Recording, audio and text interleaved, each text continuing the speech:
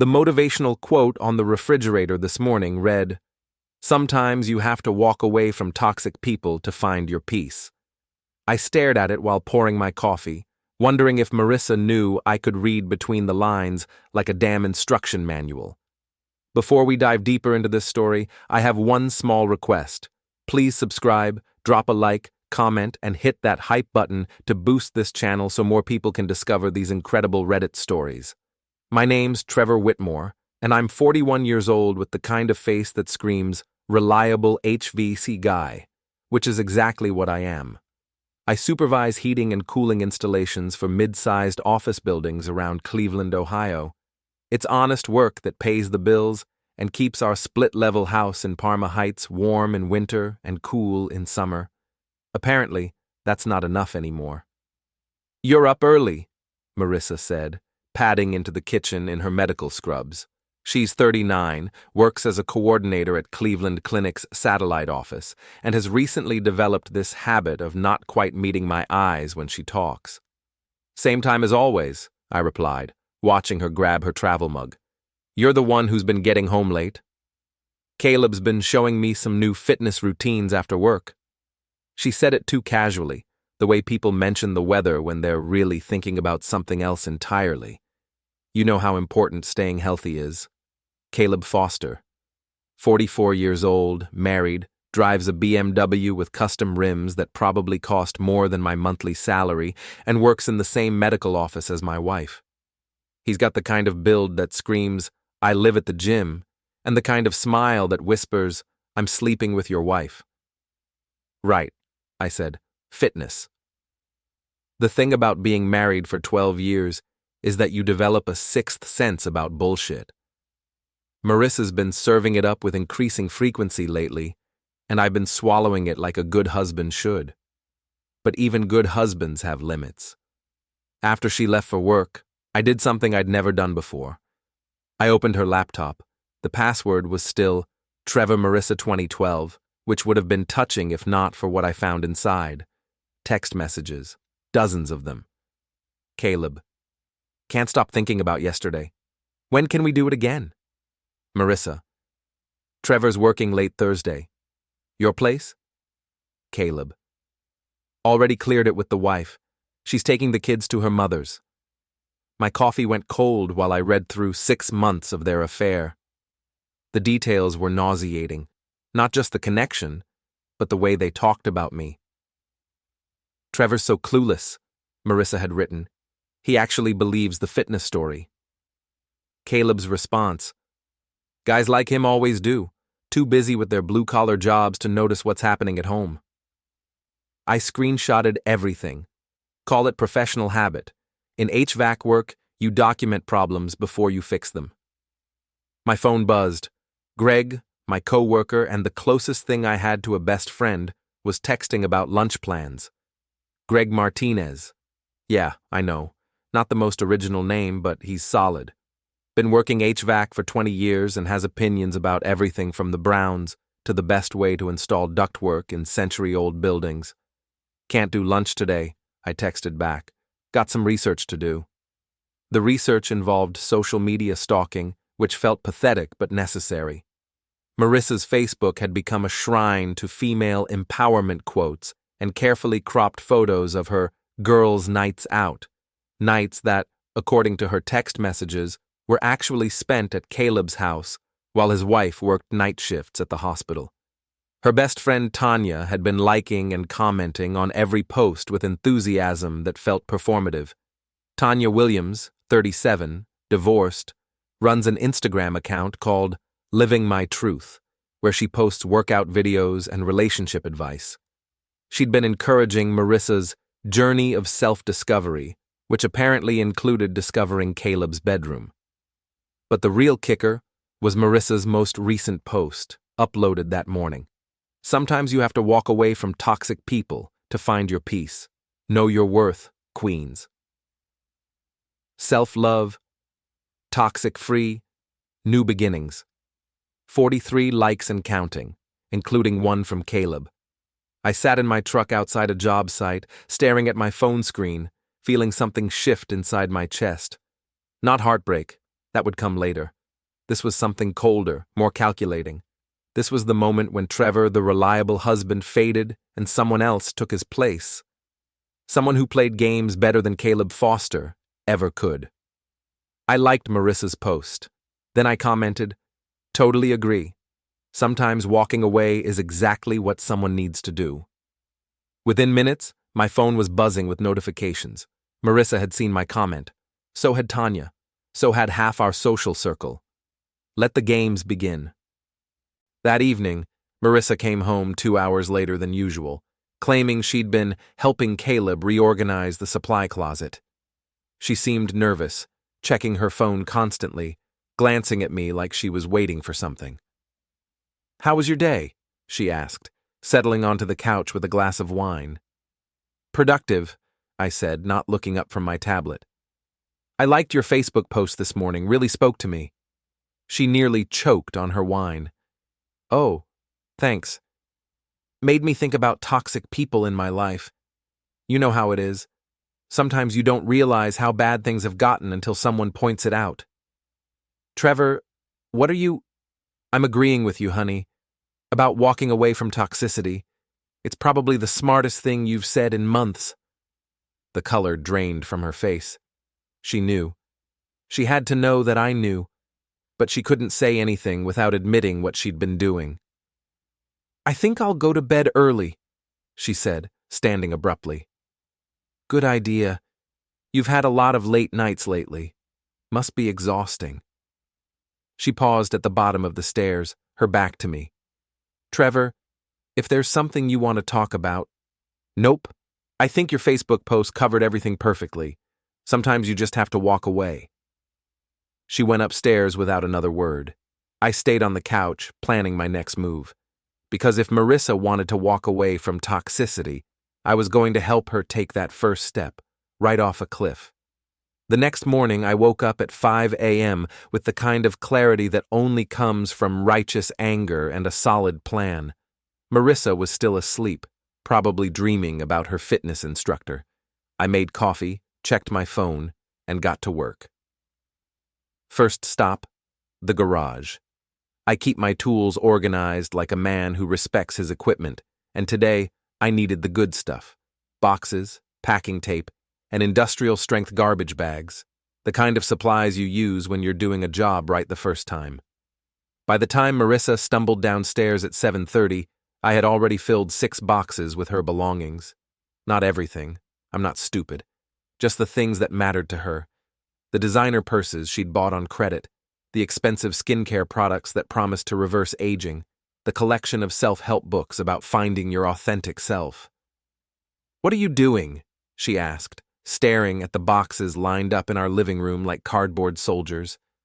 "Helping you with your journey of self-discovery," I said, sealing another box with tape. "You said you need to walk away from toxicity, right? I figured you'd want to take your stuff with you." "Trevor, this is insane. We need to talk." "We are talking. I'm talking about helping you find your peace. You're talking about how insane I am. See? Communication."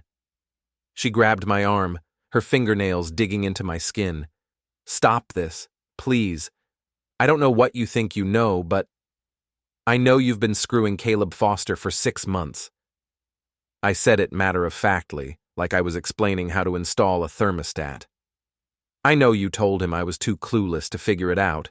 I know you've been using girls' nights as cover stories while his wife works night shifts. Should I continue or are we good?"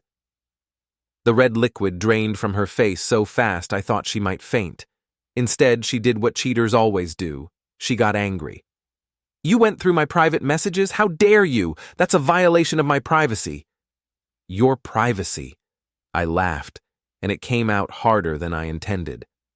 "Marissa, you've been posting cryptic Facebook messages about toxic men while screwing a married guy. Privacy went out the window around the same time your panties did." "It's not what you think." "It's exactly what I think. The only question now is whether you want to pack the rest of your stuff yourself, or if you want me to finish the job." She tried a different approach, switching to tears.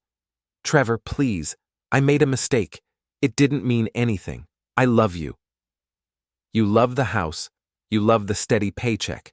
You love having someone to pay half the bills while you play grab-ass with Jim Boy, but you don't love me, and we both know it. That's not true. Then explain this.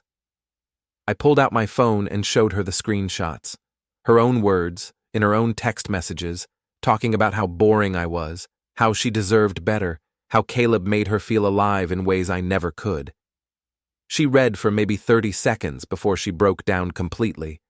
Not the pretty crying you see in movies, the ugly, snot-running, mascara-streaking kind that happens when your whole world implodes.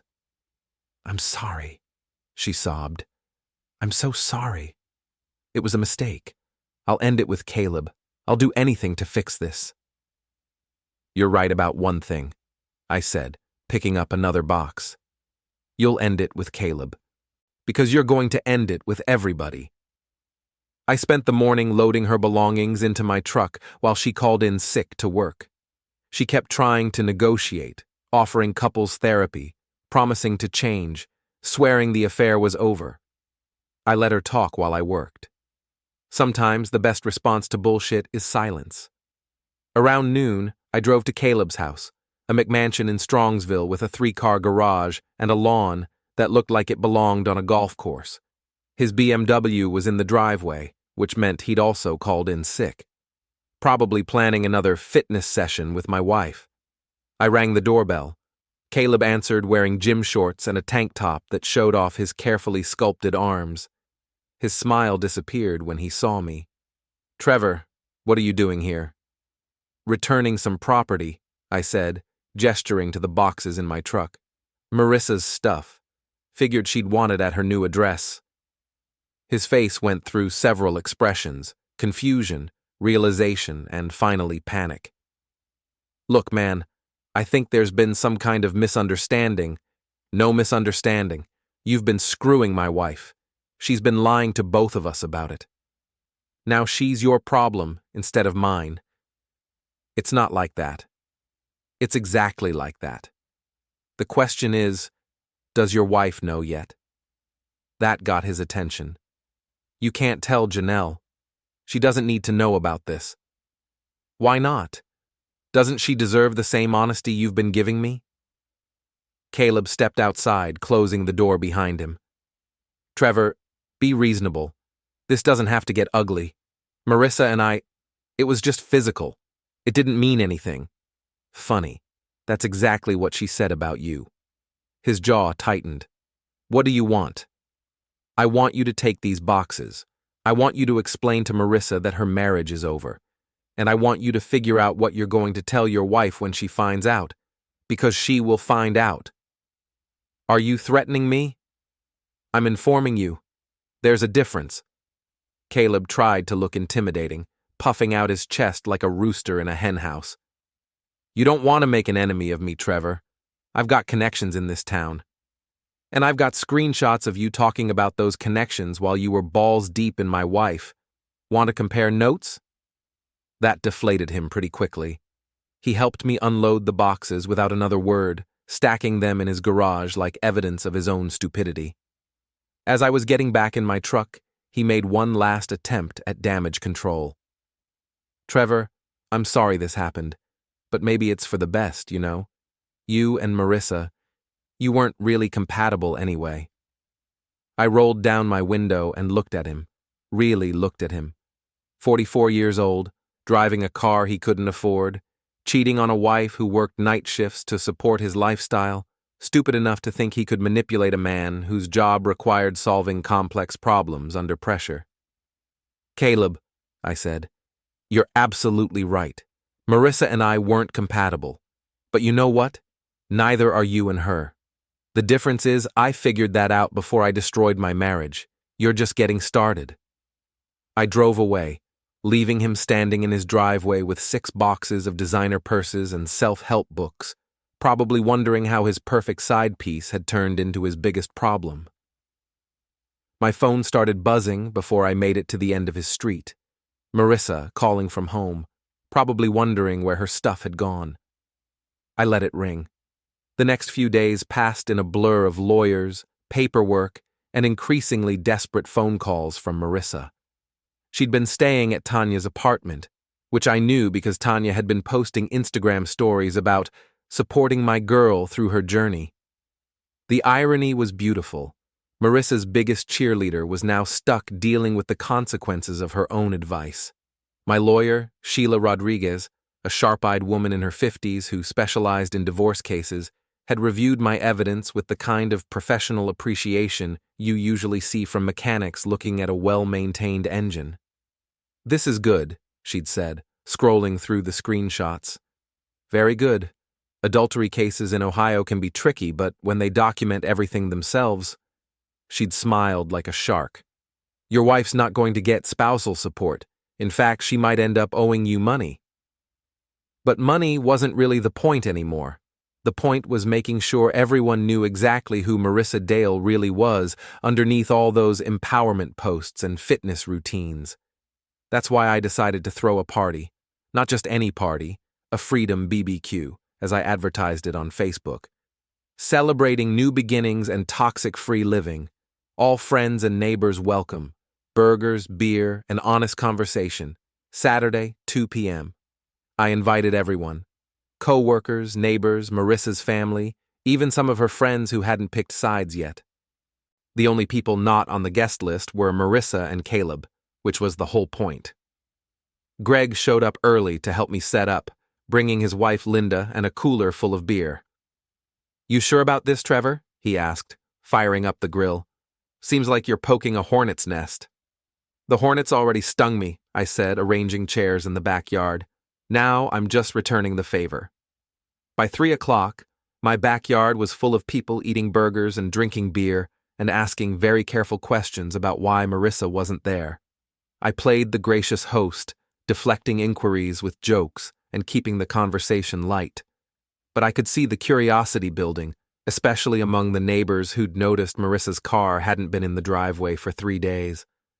That's when she showed up. Marissa and Caleb arrived together in his BMW, which was either incredibly stupid or incredibly desperate. Probably both. They walked into my backyard like they owned the place, Marissa wearing a sundress that showed off her gym-toned arms, and Caleb in khakis and a polo shirt that screamed, "I shop at expensive stores." The conversation faded like someone had flipped a switch.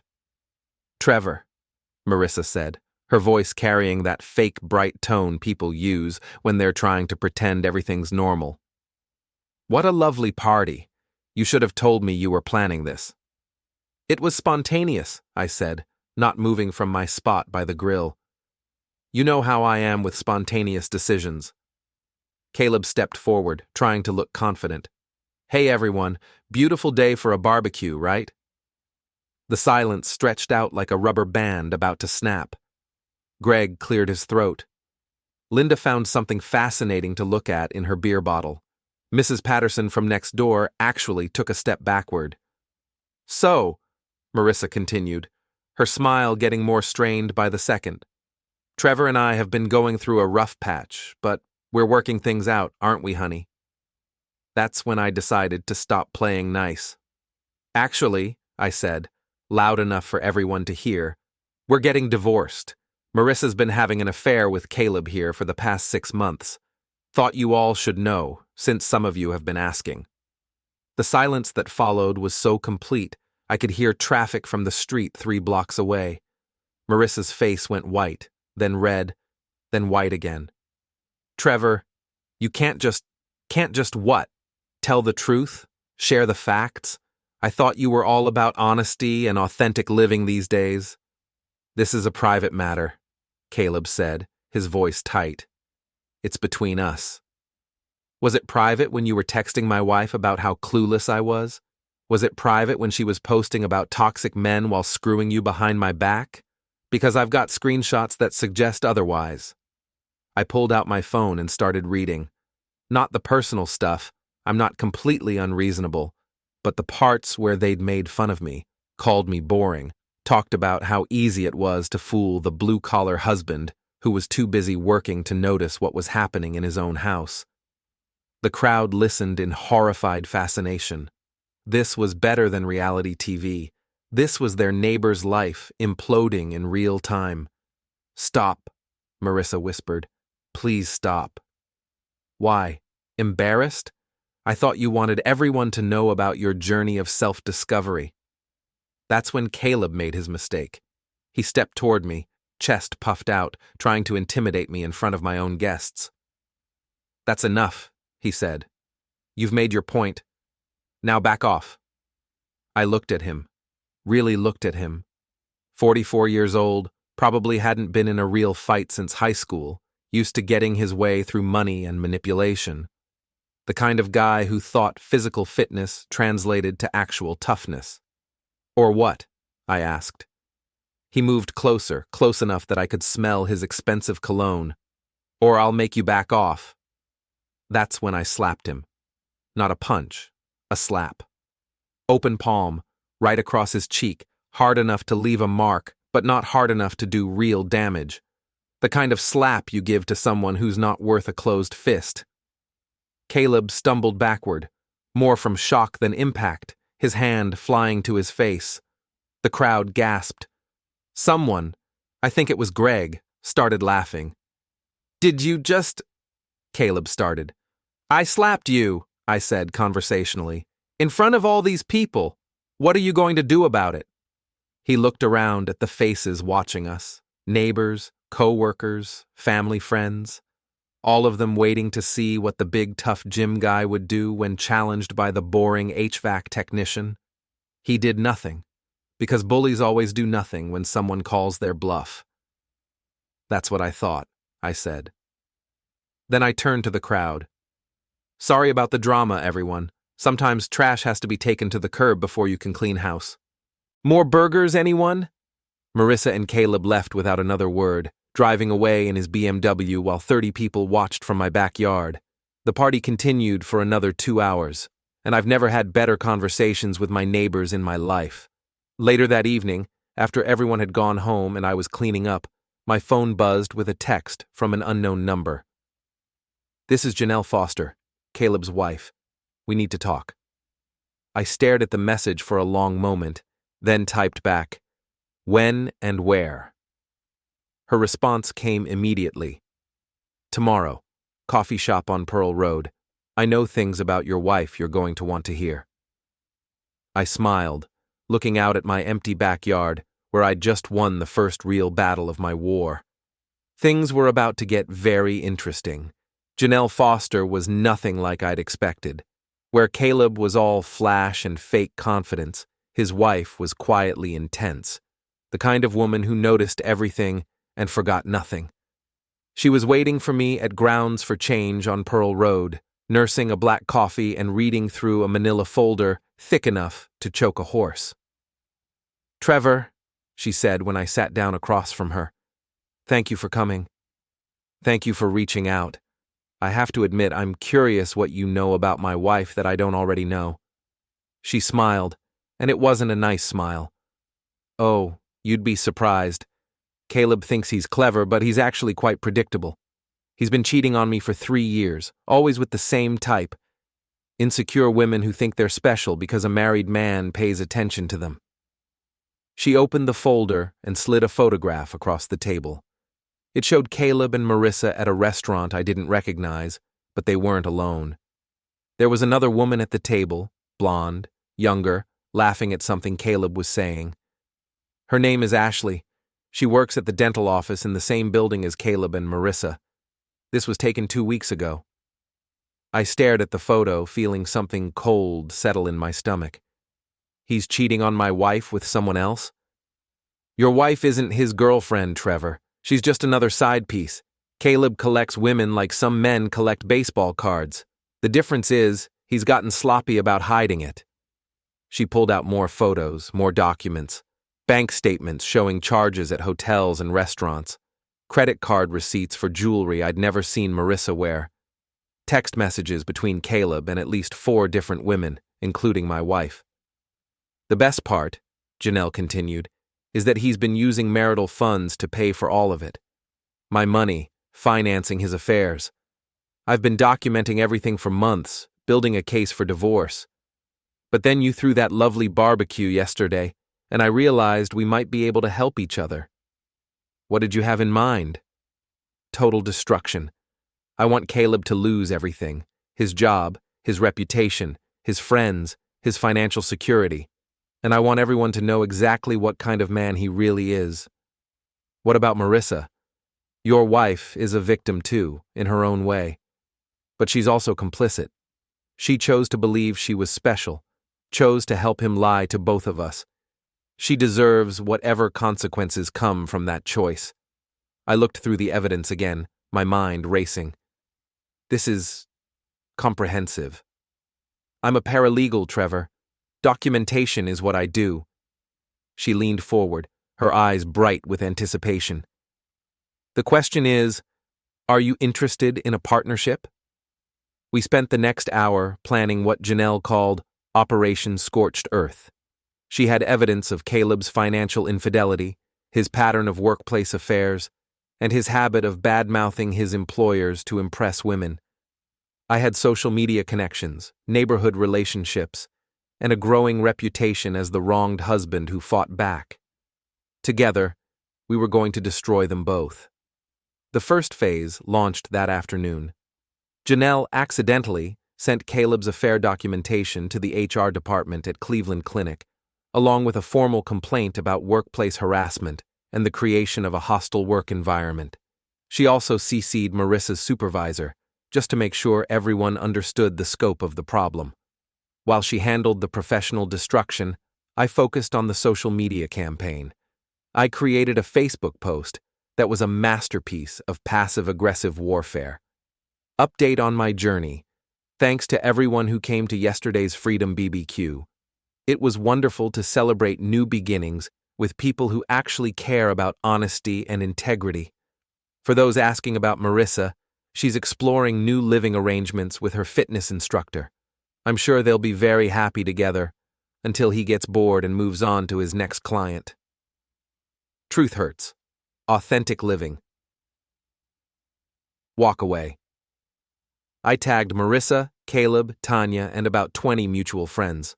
Within an hour, it had 30 likes and 12 comments, mostly from people expressing support and asking for more details. Tanya tried to defend Marissa in the comments. There are two sides to every story, Trevor. Maybe focus on your own healing instead of attacking others. I replied, You're absolutely right, Tanya. There are two sides. There's Marissa's side, where she was just getting fitness advice, and there's reality, where she was screwing a married man for 6 months. I prefer reality. Receipts available. The comments exploded after that. Friends, neighbors, and co-workers all weighing in with their opinions. Most were supportive of me, but a few tried to play the both sides game until I started posting screenshots. Not the personal stuff, I'm not that vindictive. But the messages where Marissa had trashed our mutual friends, calling them boring and basic and wondering why she'd wasted so much time pretending to like them. The texts where she'd made fun of our neighbors, our lifestyle, our entire life together. People don't like finding out what someone really thinks of them, especially when that someone has been smiling to their faces for years while talking shit behind their backs.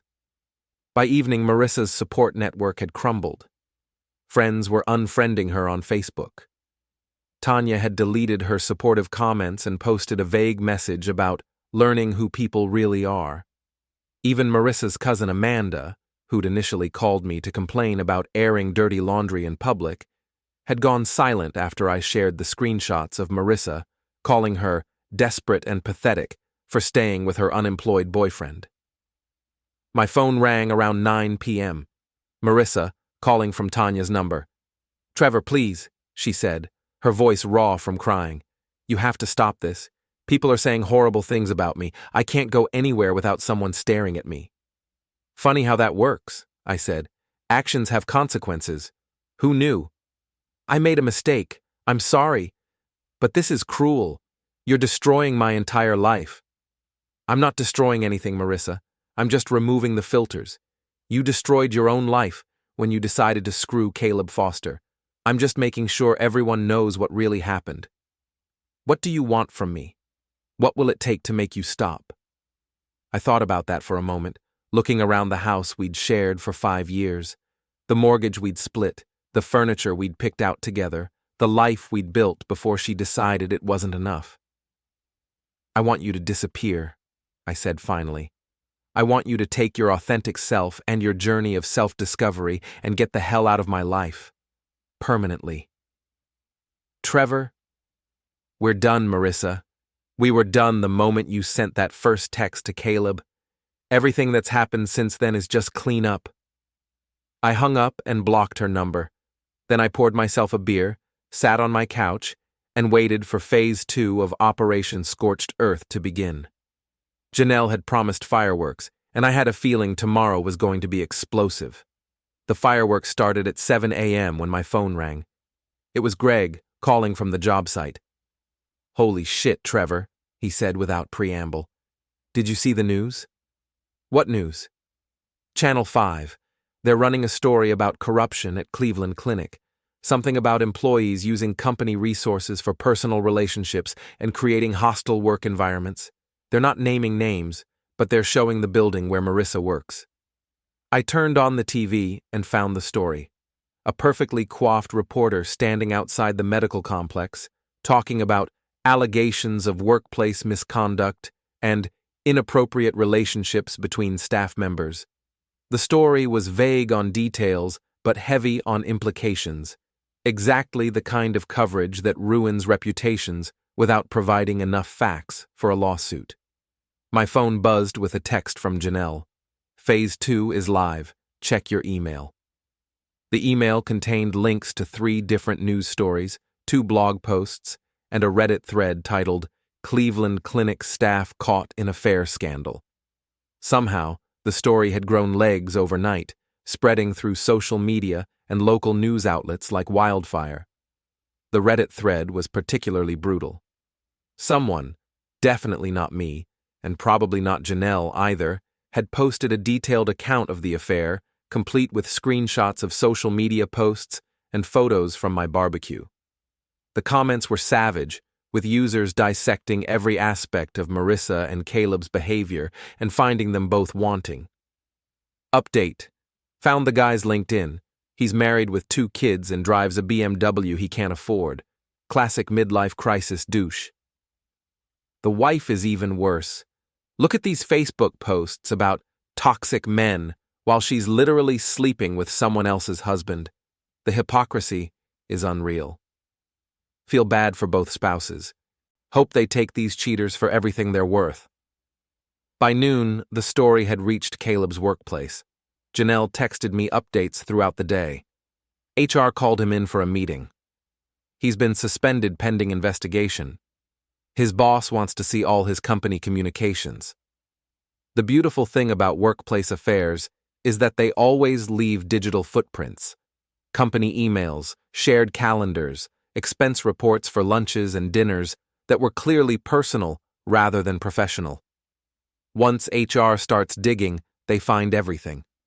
Marissa's situation was even worse. As a medical office coordinator, she had access to patient information and scheduling systems. Her affair with a coworker, especially one who was also married, created liability issues that her employer couldn't ignore.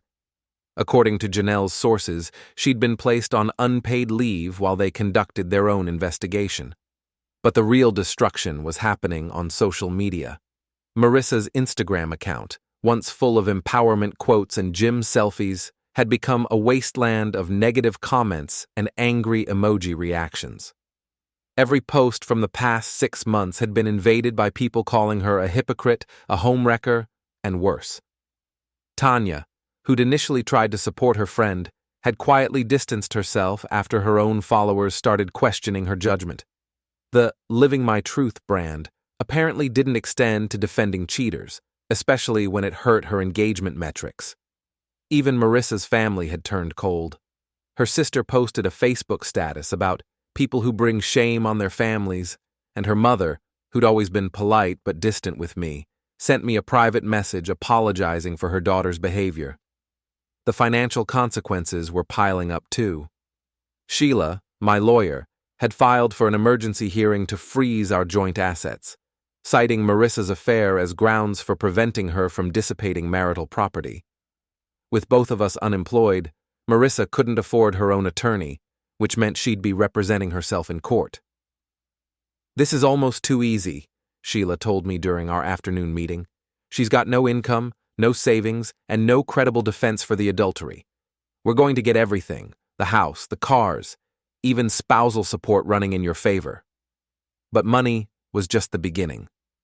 The real victory was watching Marissa's carefully constructed image crumble in real time. She'd built her identity around being the victim of a toxic marriage, the strong woman who was finally learning to value herself. The affair with Caleb was supposed to be her liberation story, her journey toward authentic living. Instead, it had revealed her as exactly what she'd always been: selfish, dishonest, and willing to hurt anyone who got in the way of what she wanted. The final blow came that evening when Janelle sent me a video file with a simple message. "Thought you'd want to see this." The video was security footage from the hotel where Caleb had been taking his various affairs. It showed him checking in with Marissa on a Tuesday afternoon, the same Tuesday she'd told me she was working late to help with inventory, but that wasn't the devastating part. The devastating part was the timestamp showing them checking out 3 hours later, followed by Caleb returning with a different woman, the blonde from the restaurant photos, just 2 hours after that.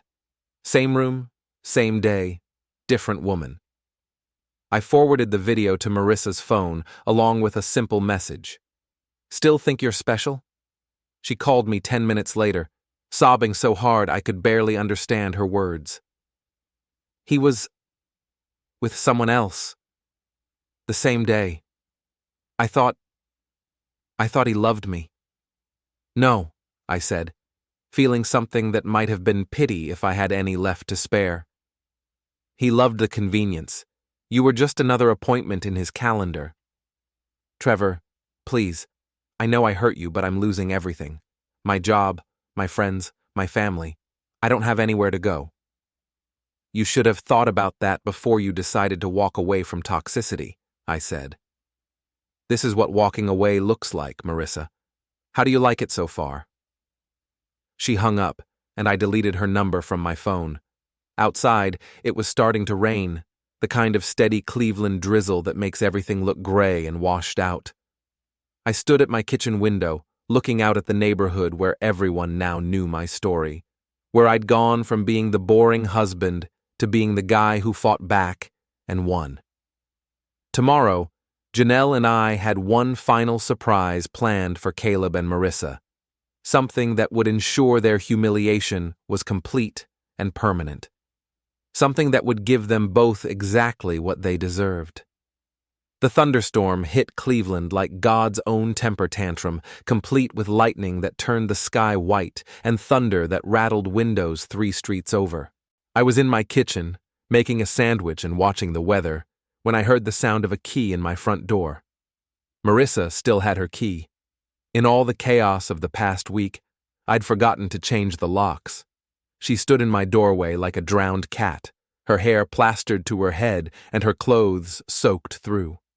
Behind her, barely visible through the rain, Caleb sat in his BMW with the engine running.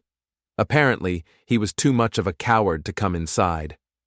"We need to talk," she said, water dripping onto my hardwood floors. "No, we don't." I took another bite of my sandwich, not moving from the kitchen counter. "You need to leave. There's a difference." "Trevor, please, just 5 minutes. I'll explain everything." "You already explained everything in your text messages. Remember? The ones where you called me boring and clueless and wondered how you'd wasted 12 years of your life with someone like me?" She stepped further into the house, leaving wet footprints on the floor I'd mopped that morning. "I was angry when I wrote those things. I didn't mean them." "Sure you did. That's why they hurt so much when I read them. Truth usually does." Lightning flashed outside, illuminating her face in stark detail. She looked awful, hollow-eyed, desperate, like someone who'd finally realized the consequences of her choices were real and permanent. "I made a mistake," she said. "A huge, terrible mistake. But I'm begging you to stop this campaign against me. I've lost everything, Trevor. My job, my friends, my reputation. Isn't that enough? Is it enough for you? What do you mean? Are you satisfied with what you've lost? Because from where I'm standing, it looks like you're just getting started. That's when Caleb finally worked up the courage to come inside. He burst through the door like he was making some kind of dramatic entrance, his expensive clothes soaked and his carefully styled hair hanging in wet strings around his face. "This ends now," he announced, pointing at me like I was supposed to be intimidated. "You've had your fun, but enough is enough. Marissa and I are together now, and you need to accept that and move on." I looked at him, then at Marissa, then back at him. "Together? Is that what you told her?" "We're in love," Marissa said, but her voice wavered like she wasn't entirely sure. "Really?" I pulled out my phone and opened the video Janelle had sent me. "Then you're going to love this." I hit play and turned the screen toward them. The hotel security footage was crystal clear. Caleb and Marissa checking in, checking out 3 hours later, then Caleb returning with blonde Ashley just 2 hours after that. Marissa's face went white. What is that?" "That's your boyfriend screwing someone else in the same hotel room on the same day he screwed you. Same bed, probably still warm." Caleb lunged for my phone, but I pulled it back. "Easy there, Romeo. There's more where that came from." "You snake," he snarled. "How did you get that?" "I have friends. Friends with access to security systems, employment records, financial statements. Did you know you're about to be fired, Caleb? Not just suspended, fired. Turns out using company credit cards to pay for hotel rooms where you bang your coworkers is considered embezzlement." His face went from angry to panicked in about 2 seconds. "That's impossible. I never used company cards for personal." "March 15th, Hampton Inn, company visa ending in 4738. You charged it as a client dinner, but the only thing you were eating was my wife." Marissa turned to stare at him, realization dawning in her eyes. "You said you paid for everything yourself. You said you wanted to treat me special." "I did treat you special," Caleb said desperately. "Baby, don't listen to him. He's just trying to break us up." "Break you up?" I laughed, and it came out harder than I intended. "Caleb, you broke yourselves up. I just documented the process." That's when my phone started buzzing with notifications. Lots of them. I glanced at the screen and smiled. "Oh, this is perfect timing. Janelle just went live on Facebook." I turned my phone toward them again, showing Janelle Foster sitting in what looked like her living room, speaking directly to the camera with the kind of calm authority that comes from having nothing left to lose. "Hi, everyone. My name is Janelle Foster, and I want to tell you about my husband Caleb and his affair with Marissa Whitmore." Marissa grabbed for the phone, but I held it out of reach. "Nope. You wanted authentic living, remember? This is what authentic looks like." On the screen, Janelle was laying out the entire story with surgical precision. The timeline of the affair, the financial fraud, the pattern of cheating that went back years. She had documents, photographs, bank statements, everything needed to destroy what was left of Caleb's reputation. "The best part," Janelle continued, "is that Caleb thinks he's in love with Marissa. But Marissa is just another conquest to him. Let me show you what he really thinks of her." She held up printed copies of text messages, conversations between Caleb and his gym buddies where he'd bragged about nailing the boring HVAC guy's wife and described Marissa as desperate for attention and easy to manipulate. Marissa made a sound like a wounded animal. "Turn it off. Please, turn it off." "Why? This is your story, Marissa. Your journey of self-discovery. Don't you want to see how it ends?" Caleb tried a different approach, stepping toward me with his hands raised like he was trying to calm a dangerous animal. "Trevor, look, we can work this out. Man to man, what do you want? Money? I can pay you to make this go away." "You don't have any money, Caleb. Janelle's freezing your assets, remember? Plus, you're about to be unemployed and facing embezzlement charges. What exactly are you going to pay me with?" I'll figure something out. Just tell me what you want. I looked at him, then at Marissa, both of them standing in my living room like refugees from their own bad decisions. Outside, the storm was getting worse, rain hammering against the windows and wind howling through the trees. You want to know what I want? I said. I want you both to understand something. This isn't about revenge anymore. This isn't about getting even or making you suffer. This is about consequences. Trevor, Marissa started. No. You don't get to talk anymore. You had 6 months to talk, and you spent it lying to my face and screwing my neighbor. Now it's my turn.